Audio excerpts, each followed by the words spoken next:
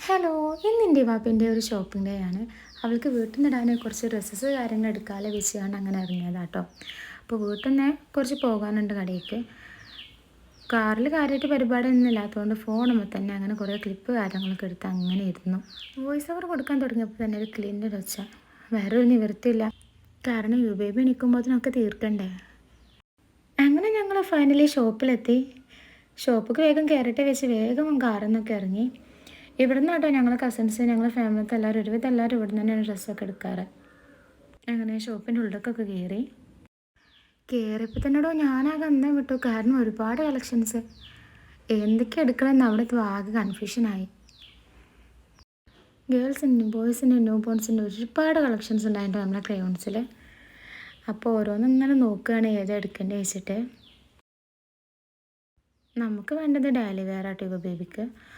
അപ്പോൾ കുറച്ച് ഡ്രസ്സസൊക്കെ നോക്കി അറ്റ് ലാസ്റ്റ് ഈ 2 ഡ്രസ്സസ് നമ്മളെടുത്തു. പിന്നെ ഒരു ബ്യൂട്ടിഫുൾ ചെപ്പൽ നമ്മളവിടെ കണ്ടപ്പോൾ ഇതും കൂടി നമ്മൾ ഇവ ബേബിക്ക് മേടിച്ച് നമ്മളിങ്ങനെ പോരാൻ നിൽക്കുമ്പോഴാണ് നമ്മൾ ബർത്ത്ഡേ സെലിബ്രേഷനൊക്കെ ഇടുമല്ലോ കുട്ടികൾ ഉടുപ്പുകൾ. അതിൻ്റെ ഒരുപാട് കളക്ഷൻസ് അവിടെ ഉണ്ടായിരുന്നു. കുറേ നേരം ആ ഉടുപ്പ് ഇങ്ങനെ നോക്കിയിരുന്നു. ഇന്ത്യ വാപ്പിക്ക് എന്നാൽ ഇത് ഇടാനാവാൻ വിചാരിച്ച്.